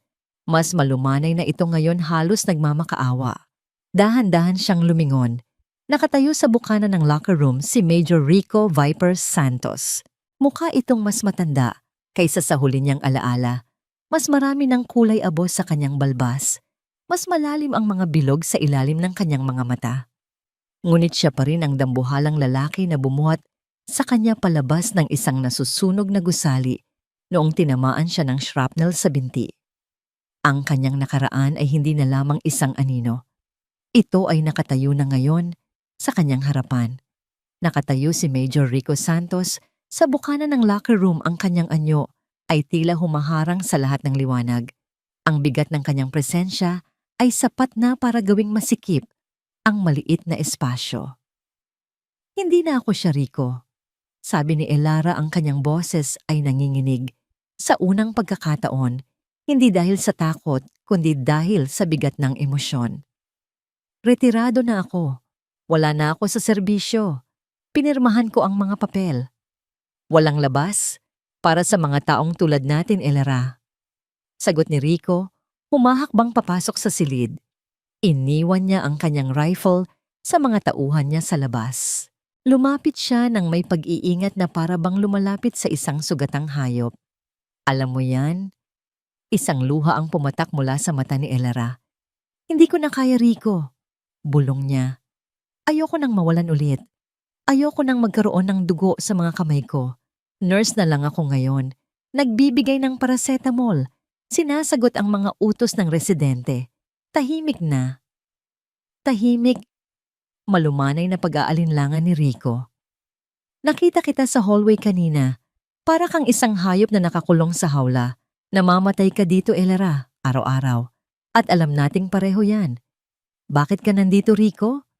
Tanong ni Elara. Pinipilit na patigasin ang kanyang ekspresyon. Hindi ka naglapag ng isang Black Hawk sa parking lot ng isang sibilyang ospital para lang mangumusta. Ang matigas na anyo sa mukha ni Rico ay biglang naglaho. Ang maskara ng isang matapang na mandirigma ay nahulog inilalantad ang mukha ng isang nag-aalalang kaibigan. Si Marco. Sa pagkarinig ng pangalan, tila umalis ang lahat ng dugo sa mukha ni Elara. Si Marco, ang kasamahan nilang palaging may dalang harmonika, ang pinakabata sa kanilang team. Ang sundalong namatay sa kanyang mga braso sa madilim na kagubatan ng Mindanao. Hindi imposible. Anong tungkol kay Marco? Nasa isang training op kami malapit sa bundok. Paliwanag ni Rico, hirap na bumuo ng mga salita. Live fire exercise. May nangyaring mali sa breaching charge. Isang ricochet o malfunction, hindi ko alam. Huminga ng malalim si Rico. Tinamaan siya. Hinawakan ni Elara ang isang locker para suportahan ang sarili. Saan? Sa leeg, tabi ng balikat. Sabi ni Rico. Daplis lang sa artery, pero malakas ang pagdugo. May field dressing kami, pero nauubusan na siya ng dugo. Hindi na kami aabot sa base. Ito ang pinakamalapit na level 1 trauma center. Kung ganun dalhin niyo siya sa ER. Halos pasigaw na, sabi ni Elara. Idiota si Ade. Pero magagaling ang trauma team dito. May mga surgeon sila. Hindi nila pwedeng galawin si Marco. Maring sabi ni Rico. Ano, bakit hindi? Nag-atubili si Rico. Dahil ang balang tumama sa kanya. Experimental. Isang prototype smart fragmenting round. Nakabaon ito malapit sa kanyang gulugod. Ang mga salitang yon ay nagpabalik sa alaala ni Elara. Mga blueprints, mga briefing sa isang madilim na silid, mga diskusyon tungkol sa ballistics, at mga bagong teknolohiya ng pakikidigma. Kung susubukang tanggalin niya ng isang sibilyang surgeon, gamit ang natutunan nila sa med school. Patuloy ni Rico, sasabog iyan. O kaya naman, dudurugin nito ang spinal cord niya. Hindi nila alam kung paano ito gumagana. Pero ikaw, Elara, alam mo. Ikaw ang tumulong sa pag-design ng protocol para sa field extraction ng mga ganitong klase ng bala. Ang kanyang mga tuhod ay nanghina. Ikaw lang ang tanging nakagawa nito dati na nabuhay ang pasyente.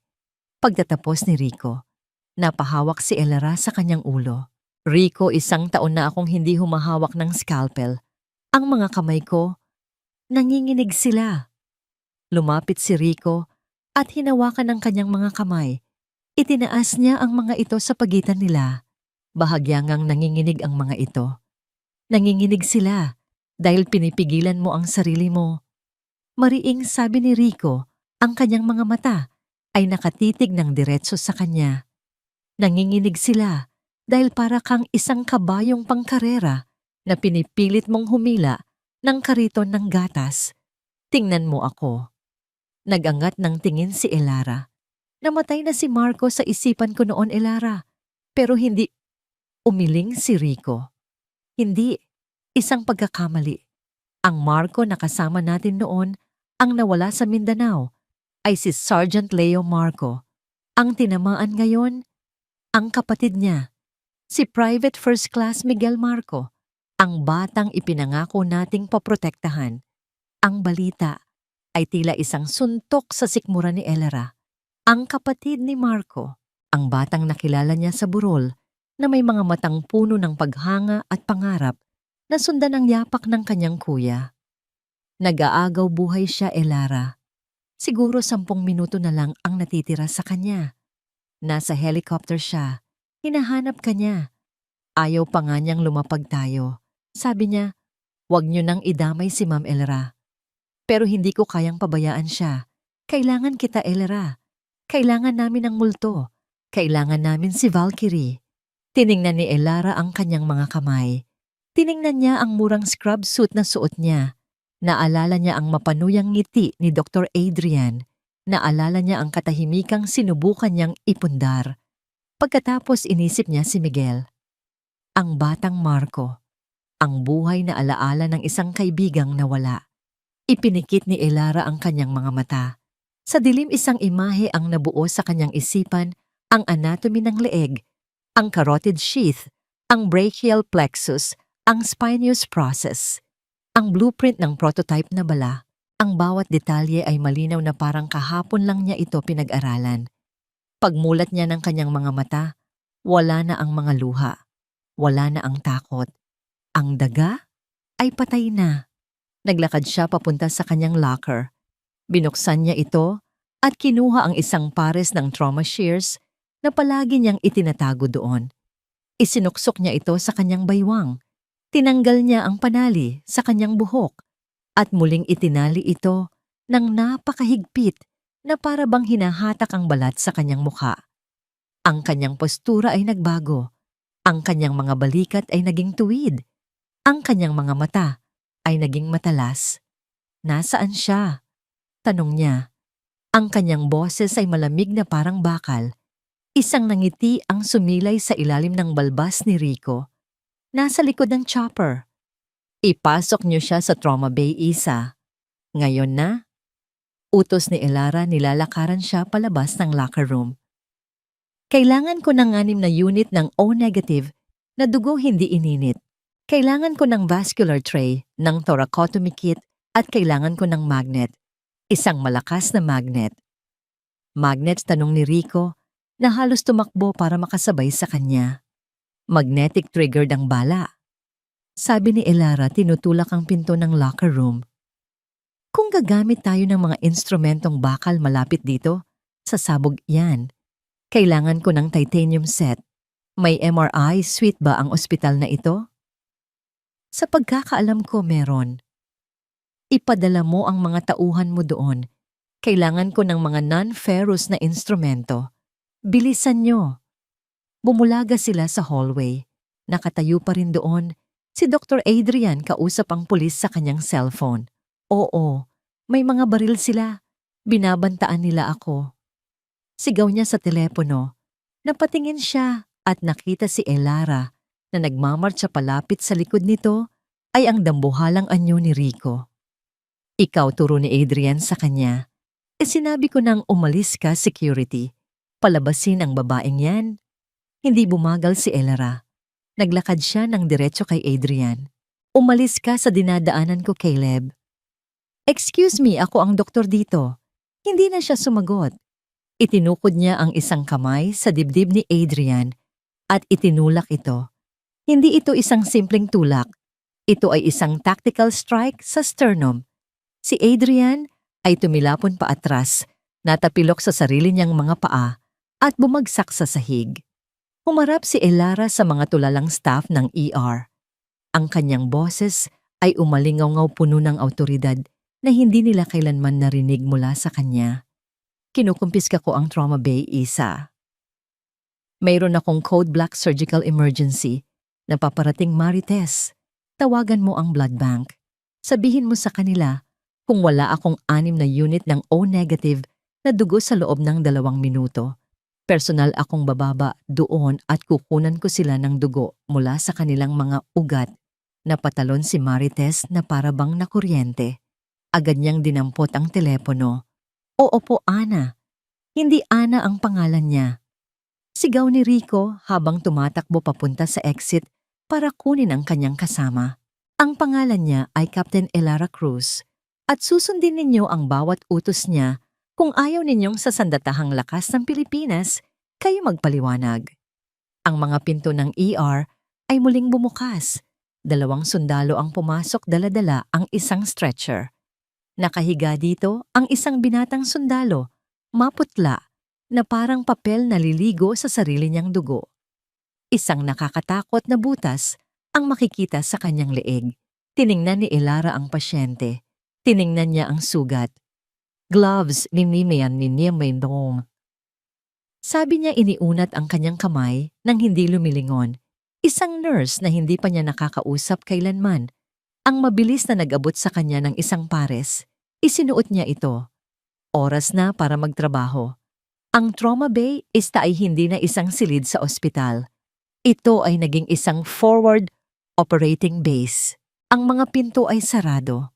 At nakalock at sa labas nito, dalawa sa mga sundalo ni Rico ang nakabantay na parang mga bakal na pader. Ang kanilang mga armas ay nakahanda epektibong humaharang sa sinumang mula sa labas. Sa loob ang hangin ay mabigat isang pinaghalong amoy ng dugo, alkohol at takot. Si Miguel Marco ay nakahiga sa mesa, wala nang damit pang itaas. Ang kanyang balat ay kasing putla nang abo isang malagim na kaibahan sa matingkad na pulang dugo na namumuo sa ilalim ng kanyang leeg. Bumagsak ang BP niya sa 70/40. Nanginginig na sigaw ni Marites. Nanatili siya. Sa kabila ng utos ni Dr. Adrian, nalisanin ng lugar, ang head nurse ay hindi umalis sa tabi ni Elara. Nasa hypovolemic shock siya, Elara. Nawawala na siya sa atin. Salinan niyo pa ng dugo, wide open ang pressors. Utos ni Elara, ang kanyang mga mata ay nakapako sa sugat sa leeg ni Miguel. Kailangan kong itaas ang presyo niya sa 70 systolic bago ako magsimula. Kung hindi mauubos ang puso niya, bago ko pa maisara ang ugat na nagdurugo. Ang mga pinto ay biglang kinalampag ng malakas. Buksan niyo ang pinto. Labag sa batas yan. Bennett, naririnig mo ba ako? You are practicing without a license.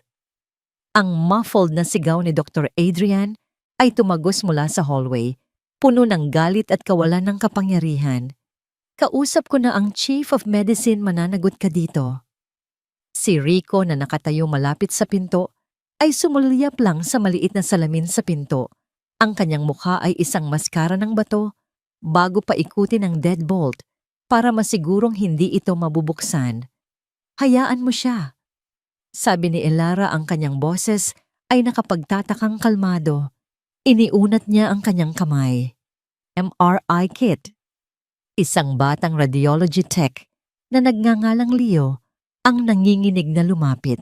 Hawak niya ang isang tray ng mga instrumento na gawa sa plastic at titanium, mga gamit na karaniwang ginagamit sa loob ng magnetic field ng MRI machine. Ang mga ito ay hindi kasing talas at mas mahirap gamitin kaysa sa bakal, ngunit ang pinakamahalaga, hindi sila magnetic. Dinala ko na po lahat ng meron kami. Ma'am, nauutal na, sabi ni Leo. Magaling, Leo. Malumanay na, sabi ni Elara. Ngayon umatras ka sa likod ng lead shield na yan. Kinuha niya ang isang pares ng titanium forceps. Huminga siya ng malalim. Ang silid ay biglang natahimik, maliban na lang sa ritmikong tunog ng ventilator at sa nagmamadaling pagtibok ng cardiac monitor. Tiningnan ni Elara ang sugat, ang bala, ang MK4 Smart Frag.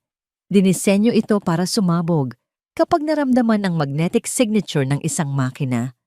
Ngunit nagmalfunction ito. At ngayon, ito ay nakabaon ng delikado, malapit sa carotid artery, dumidiin sa isang kumpol ng mga ugat na kumukontrol sa braso at diaphragm. Rico, sabi ni Elara, nang hindi inaalis ang tingin sa sugat. Kailangan kong hawakan mo ang ulo niya. Huwag mong hahayaang gumalaw kahit 1 milimetro. Kapag umubo siya, kapag kumibot siya, pwedeng gumalaw ito. Kapag gumalaw ito, sasabog ito. At kung sumabog ito, lahat tayo sa silid na ito ay mamamatay. Napasinghap si Marites. Babuhay ang bala. Buhay na buhay, sabi ni Elara. Rico, traction. Lumapit si Rico sa ulunan ng kama. Ipinatong niya ang kanyang malalaking kamay sa sentido ni Miguel. Tumingin siya sa kanyang kasamahan, Pagkatapos ay tumingin kay Elara. Tiwala ako sa Val. Iuwi mo siya. Ibinaba ni Elara ang forceps, ang kanyang mga kamay, ang mga kamay na kinukutya ng lahat dahil sa panginginig. Habang may hawak na tasa ng kape, ay ngayon ay perpektong kalmado, tila hindi natural, na para bang ang adrenaline ay pinaso ang lahat ng kanyang pagkabalisa. Hindi na siya ang daga, siya na ang makina. Marahan niyang ipinasok ang forceps sa sugat. Nararamdaman ko ang casing bulong niya. Magaspang, nakapulupot sa fascia. Biglang tumaas sa 100 at 40 ang heart rate ni Miguel. Nararamdaman niya. Sabi ni Elara, hindi sapat ang anesthesia. Magdagdag ka ng 50 miligramo ng rocuronium at 100 miligramo ng fentanyl. Nagdadagdag na? Sagot ni Marites. Si Elara ay nagtrabaho ng may microscopic na precision. Hindi siya makagamit ng suction dahil ang dulo nito na gawa sa metal ay maaaring mag-trigger sa fuse. Kailangan niyang gumamit ng gauze para lang linisin ang dugo na bumubulwak mula sa punit sa jugular vein. Hawak ko na ang ugat. Sabi niya, partial transection ng internal jugular. I-clamp ko na. Ginamit niya ang isang plastic hemostat para ipitin ang ugat. Humina ang pagdurugo. Okay, ngayon para sa hardware. Lumalim pa siya. Ang dulo ng forceps ay sumayad sa isang matigas na bagay. Bigla isang mahina at matinis na tunog ang nagsimulang manggaling sa sugat. Ray! Lahat ay napahinto.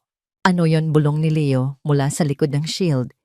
Capacitor charge, sabi ni Rico, tumutulo ang pawis sa kanyang ilong. Nagigising ito. Huwag gagalaw. Mahinang utos ni Elara. Ang tunog ay lalong tumining. Nararamdaman ng bala ang disturbance. Kinakalkula nito kung sasabog ba o hindi. Ipinikit ni Elara ang kanyang mga mata sa isang iglap. Inaalala ang schematic ng bala na pinag-aralan niya ilang taon na ang nakalipas. Mayroon itong 3 segundong delay kapag na-trip ang anti-tamper circuit nito. Kailangan ko na itong bunutin, sabi ni Elara. Ngayon na, kung dahan-dahan sasabog ito, kung hahatakin ko, baka mapunit ko ang artery. Decision mo, Valkyrie, sabi ni Rico. Sa 3, sabi ni Elara. Inayos niya ang hawak sa forceps. Itinukod niya ang kanyang mga paa sa sahig. 1. Ang tunog ay isa ng sigaw ngayon. 2. Sa labas si Dr. Adrian ay kumakalampag pa rin sa salamin, walang kamalay-malay na sinusubukan niyang pumasok sa isang blast zone. 3. Hinila ni Elara. Hindi ito isang haltak kundi isang mabilis, ngunit makinis at malakas na pagbunot. Isang basang shock na tunog ang narinig at isang maliit na cylindrical na bagay na nababalutan ng dugo at laman ang lumabas. Ang matinis na tunog ay tumigil. Hindi nagdiwang si Elara. Lumingon siya at marahang inilagay ang aparato sa isang basin na puno ng salin na hawak ni Leo. Leo, takbo! Sigaw ni Elara. Dalhin mo yan sa loading dock. Itapon mo ng malakas papunta sa bakanteng lote, bilisan mo. Hindi nagtanong si Leo. Kinuha niya ang basin at tumakbo palabas ng backdoor ng trauma bay, sinipa ito para bumukas at naglaho sa hallway. Pinanood siya ni Rico, pagkatapos ay tumingin pabalik kay Elara. Ligtas na. Hindi pa. Sabi ni Elara, binitawan ang mga plastic na gamit at kinuha ang isang standard na steel needle driver mula sa crash cart. Ngayon, kailangan kong tahiin ang leeg niya bago siya maubusan ng dugo. Bigyan mo ako ng 4 seroprolin ngayon na. 10 segundo ang lumipas, isang malakas, ngunit may pagka-muffled na pagsabog ang yumanig sa ospital. Ang mga alarma ng sasakyan sa parking lot ay nagsimulang tumunog. Ang shockwave ay nagpayanig sa mga cabinet sa loob ng trauma bay isa. Nagawa ni Leo. Napahinto sa pagkalampag si Dr. Adrian.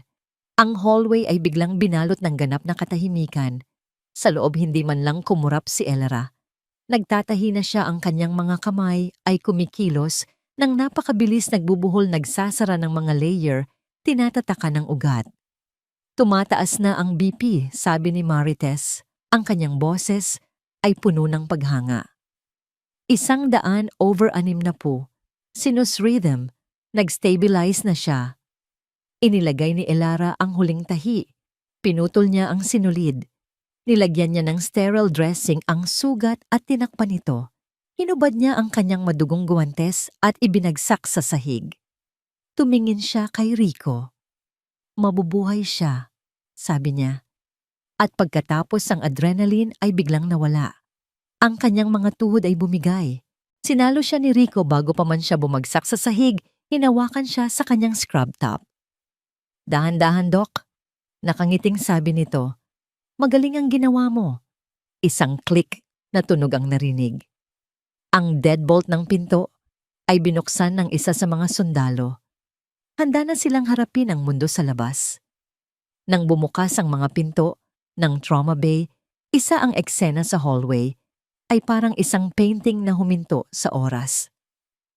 Si Dr. Adrian Alcaraz ay nakatayo doon, ang kanyang mukha ay maputla dahil sa gulat mula sa pagsabog, at kasama niya ang Chief of Medicine na si Dr. Aris Thorne, isang mas matandang lalaki na may seryosong disposisyon, at ang hospital administrator na si Mr. Henderson. 2 pulis din ang naroroon, ang kanilang mga kamay ay nakaalerto sa kanilang mga baril.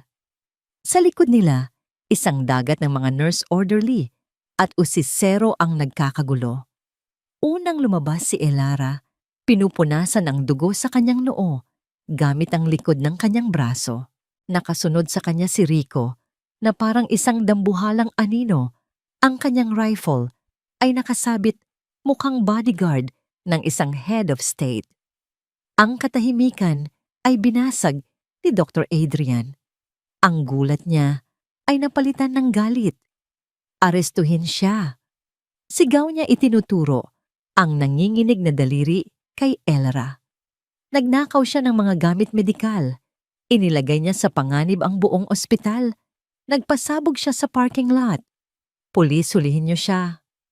Humakbang pasulong ang 2 pulis, ngunit may pag-aalinlangan. Tiningnan nila ang maliit na nurse, pagkatapos ay ang dambuhalang sundalo sa likod nito.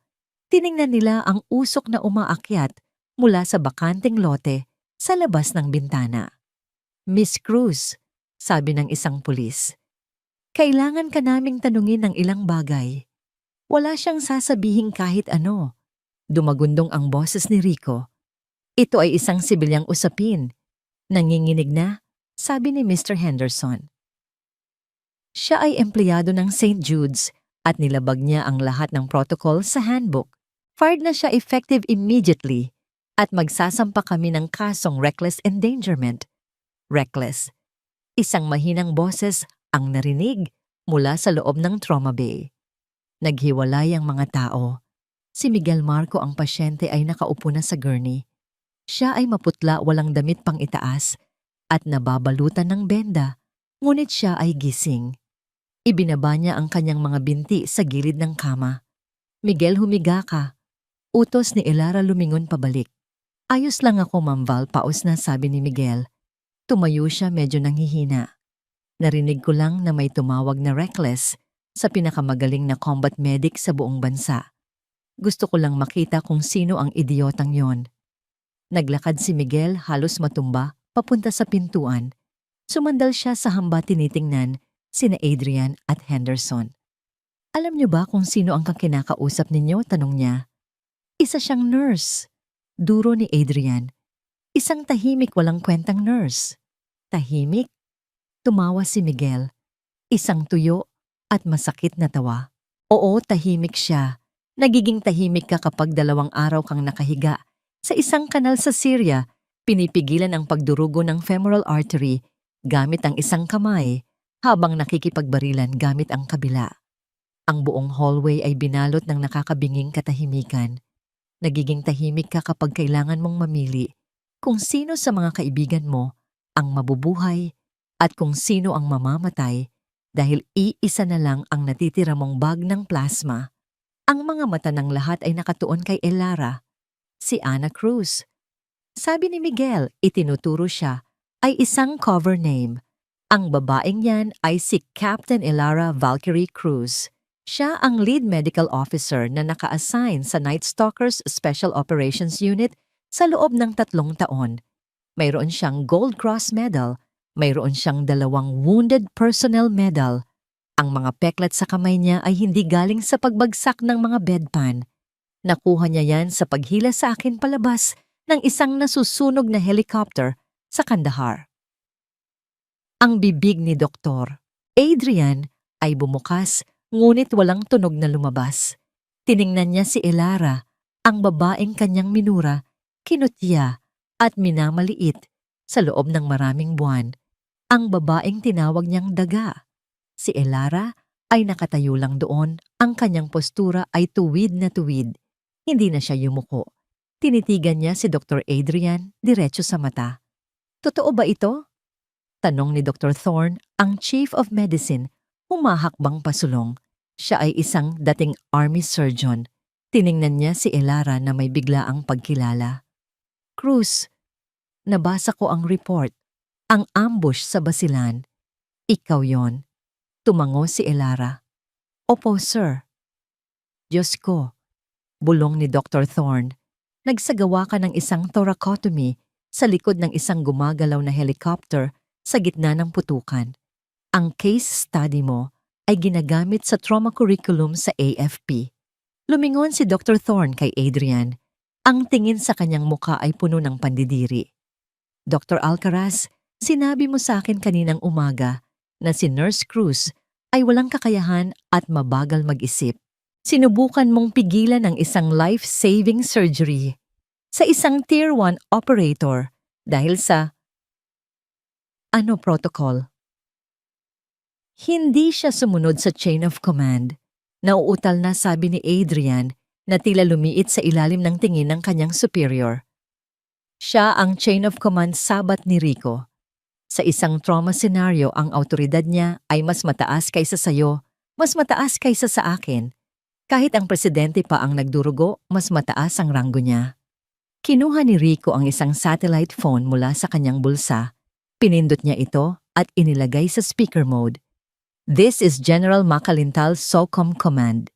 Isang malakas na boses ang dumagundong mula sa maliit na speaker. Put Major Santos on.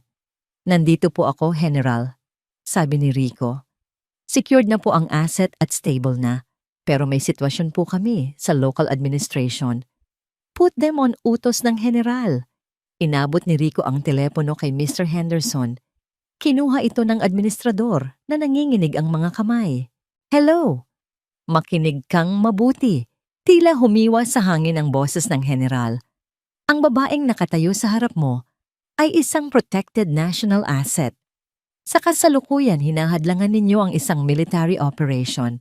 Kung hindi kayo aatras at kung magsasampa kayo ng kahit isang kaso laban kay Captain Cruz, sisiguraduhin kong puputulin ang federal funding ng ospital ninyo nang napakabilis. Mawawalan na kayo ng kuryente bago nyo pa maibaba ang teleponong ito. Naiintindihan ko ba ang sarili ko?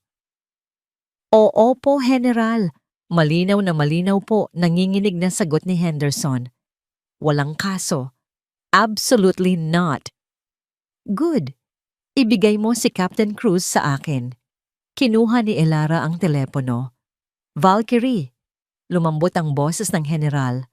Kailangan ka naming pabalikin. Hindi ka pwedeng magtago sa isang sibilyang ER habang buhay. Isa kang manggagamot, pero higit sa lahat, isa kang mandirigma. Babalik ang team sa Mindanao sa loob ng 48 oras. May bakanteng upuan sa chopper. Sa'yo yon kung gusto mo. Tumingin si Elara sa paligid. Nakita niya ang paghanga sa mga mata ni Marites at Joy. Nakita niya ang takot sa mga mata ni Adrian. Nakita niya ang mga puting pader na naging bilangguan niya sa loob ng 1 taon. Tumingin siya kay Miguel Buhay at humihinga dahil sa ginawa niya. Tumingin siya kay Rico, ang kanyang kapatid sa laban. Tiningnan niya ang kanyang mga kamay. Hindi na sila nanginginig. "General," sabi niya sa telepono. Pagkatapos tumingin siya kay Dr. Adrian. At sa harap ng lahat, sinabi niya ang isang bagay na nagpatunay na ang kanyang laban ay hindi lamang sa larangan ng digmaan. Tungkol sa pasyente sa room 40, 2 noong nakaraang linggo. Mahinahong sabi niya, "Yung inutusan ninyo akong bigyan ng beta blocker. Tama po kayo, Dr. Alcaraz. Hindi ko po sinunod ang utos ninyo." Naguluhan si Adrian. "Ano?" "Hindi ko po siya binigyan ng gamot," patuloy ni Elara, "dahil allergic siya dito. Nakasulat po sa kanyang file. Kung sinunod ko ang utos ninyo, namatay sana siya. Itinama ko ang pagkakamali ninyo noon, tulad ng pagtama ko sa pagkakamali ninyo ngayon." Isang kolektibong singhap ang naririnig sa hallway. Ibinigay niya ang telepono pabalik kay Rico. "General," sabi niya sapat na malakas para marinig sa telepono, "hindi po ako babalik sa field." Ang mga salitang binitawan ni Elara, "Hindi po ako babalik sa field," ay tila isang bombang walang tunog na sumabog sa hallway. Halos sabay na sabi ni Rico at ng general mula sa telepono. Si Rico ay lumapit, ang kanyang muka ay nagpapakita ng purong pagkalito. "Elara, anong sinasabi mo? Kakapatunay mo lang na nasa sayo pa rin. Ikaw pa rin ang pinakamagaling." Tumingin si Elara sa kanyang dating kumander, ang kanyang mga mata ay malungkot ngunit determinado. "Nasa akin pa nga ang kakayahan, Rico, pero wala na sa akin ang gutom para sa laban. Pagod na ako." Binaling niya ang kanyang atensyon sa satellite phone na hawak ni Rico. "General, may respeto po akong malaki sa inyo at sa serbisyo, pero ang mga araw ko sa Mindanao ay tapos na. Patawad po." Bago pa man makasagot ang general, marahan niyang tinapik ang braso ni Rico at tumalikod.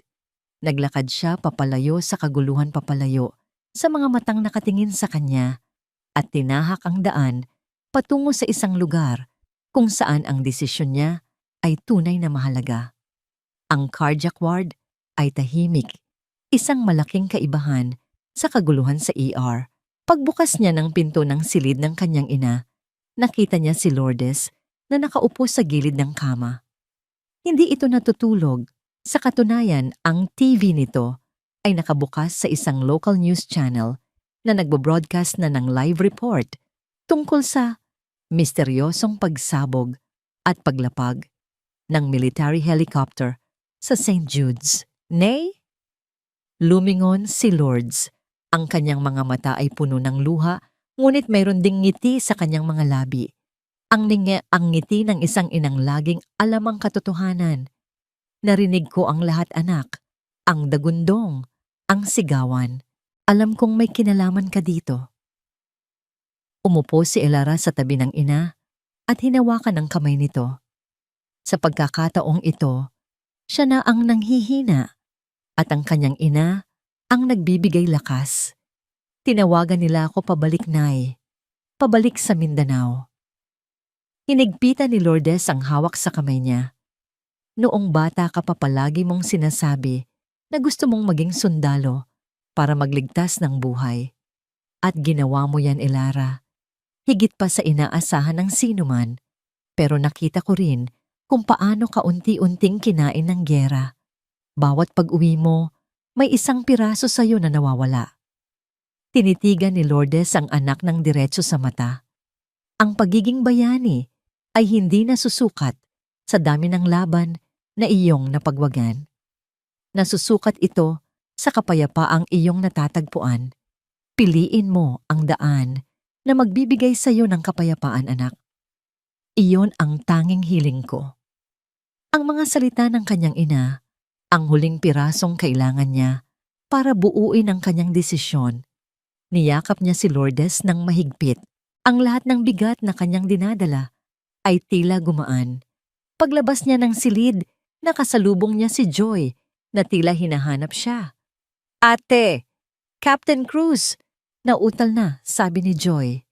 "Grabe, ikaw pala." "Wow, Ngumiti si Elara, isang tunay at malinis na ngiti. Salamat, Joy. Sa lahat. Para saan po? Sa paniniwala mo sa akin kahit nung ako pa, si Ana. Sabi ni Elara, huwag mong hahayaang apakan ka ng mga taong tulad ni Adrian. Isa kang mabuting nurse. Naluha si Joy at tumango. Kayo po ang inspirasyon ko, ma'am. Naglakad pabalik si Elara sa ER, kung saan ang sitwasyon ay medyo humupa na.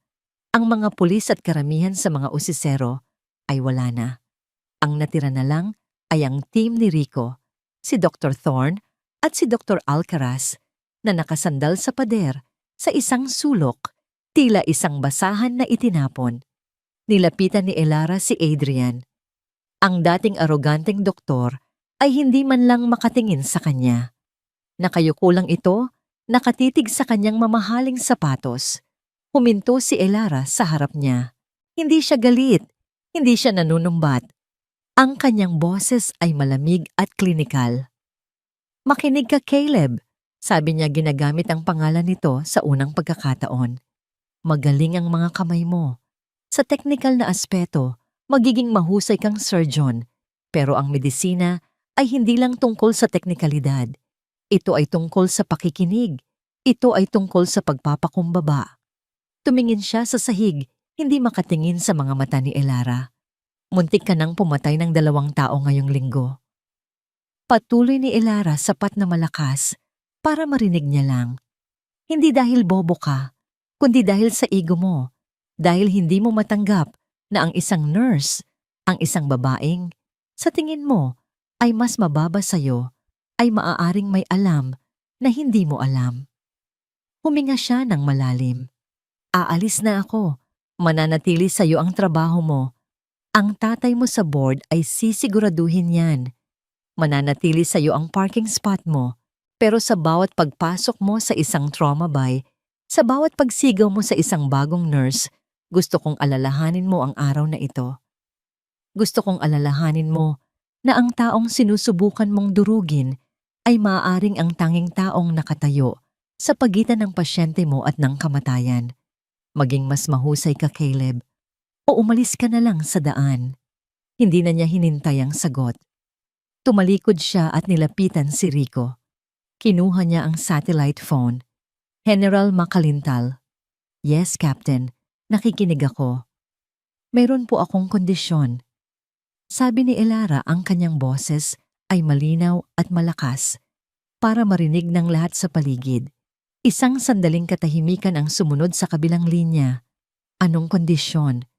Hindi po ako babalik sa Mindanao, ulit niya. Pero tama po kayo. Hindi ako pwedeng magtago. Mayroong daan-daang kandidato para sa Special Operations Combat Medic Course sa Fort Magsaysay na natututo ng mga luma at hindi na epektibong protocol. Natututo sila mula sa mga librong isinulat 10 taon na ang nakalipas. Kailangan nila ng isang taong nakakaalam kung ano ang epekto ng modernong bala sa katawan ng tao. Kailangan nila ng isang taong nakaranas na ng impyerno at nakabalik. Isang mahabang katahimikan ang namayani sa kabilang linya. Narinig ni Elara ang paghinga ng general. Gusto mong maging instructor? Hindi po, general. Pagtatama ni Elara, isang bahagyang nangiti ang sumilay sa kanyang mga labi.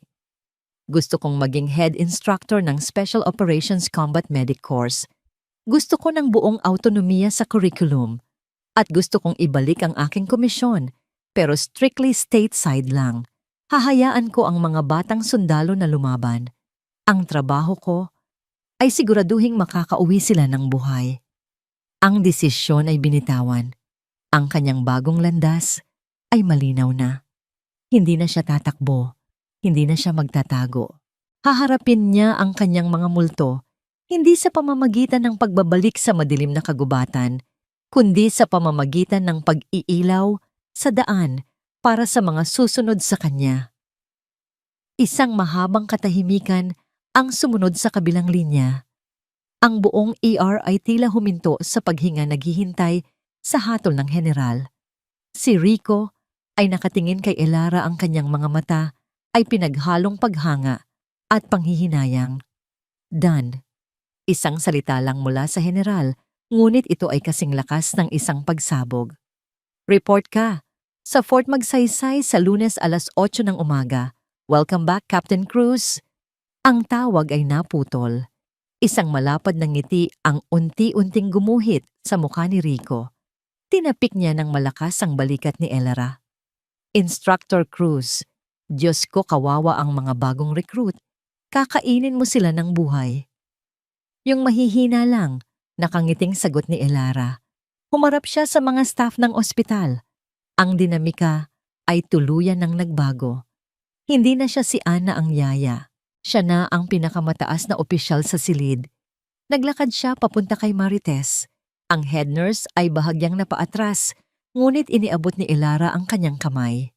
Salamat sa babala mo kanina, sabi ni Elara.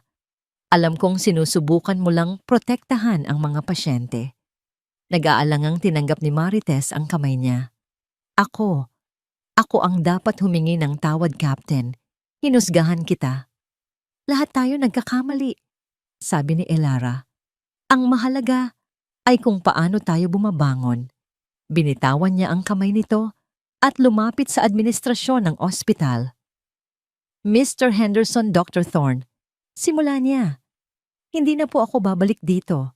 Ang aking ina, si Ginang Lourdes Cruz, ay ililipat sa Villa Luna Medical Center sa lalong madaling panahon. Aasikasuhin na po ng militar ang lahat.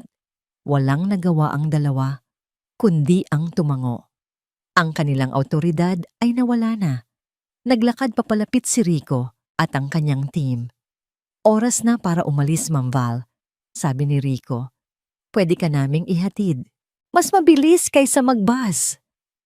Tumawa si Elara. Sige, isang huling sakay. Ang grupo ay nagsimulang maglakad papunta sa exit. Si Elara Cruz, ang dating daga ng St. Jude's, ay naglakad palabas ng automatic doors sa pagitan ng 4 sa pinakailit na sundalo ng bansa. Habang dumadaan sila, nakita niya si Dr. Adrian Alcaraz. Nakasandal pa rin sa pader, ang kanyang mukha ay blanco. Ang kanyang mga mata ay walang buhay. Hindi siya tiningnan ni Elara. Hindi na siya mahalaga. Sa labas, ang mga rotor ng Black Hawk ay muling umikot, ang ugong ng makina ay lumakas at naging isang dagundong. Ang hangin ay humampas sa buhok ni Elara, tinatanggal ang ilang hibla mula sa kanyang mahigpit na pagkakatali. Hindi niya ito inayos. Umakyat siya sa cabin, umupo sa tabi ni Miguel. Habang ang helicopter ay umaangat, nag-iwan ng isang ulap ng alikabok na muling bumalot sa BMW ni Dr. Adrian. Tumingin si Elara sa bintana. Nakita niya ang pagliit ng ospital sa ibaba. Nakita niya ang maliit at makitid na mundong kanyang iniiwan. Sa pagkakataong ito, hindi siya tumatakbo. Sumusulong siya.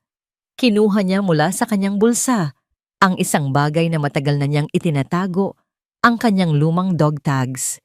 Isinuot niya ito sa kanyang leeg. Ang malamig na metal sa kanyang balat ay may bigat. Ngunit ito ay isang bigat na tama sa pakiramdam. Ang daga ay patay na. Si Valkyrie ay nagbalik at mayroon siyang bagong misyon. 6 na buwan ang lumipas. Ang lecture hall sa Special Operations Training Center sa Fort Magsaysay ay mainit at siksikan. 50 batang kandidato, mga Navy SEAL, Army Scout, Ranger, Air Force para rescue, ay nakaupo ng tuwid sa kanilang mga upuan. Sila ay pagod putikan at puno ng kaba. Bumukas ang pinto sa harapan. Pumasok si Captain Elara Cruz. Nakasuot siya ng malinis na BDU battle dress uniform. Ang insignia ng kanyang ranggo ay kumikinang sa kanyang kwelyo. Ang kanyang paglalakad ay puno ng kumpiyansa. Huminto siya sa podium at tiningnan ang buong silid. Ang kanyang mga mata ay matalas. Naghintay siya hanggang sa ang katahimikan ay naging ganap.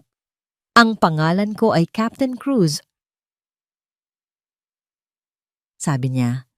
Ang kanyang boses ay malakas at malinaw, umaabot sa likod ng silid nang hindi nangangailangan ng mikropono.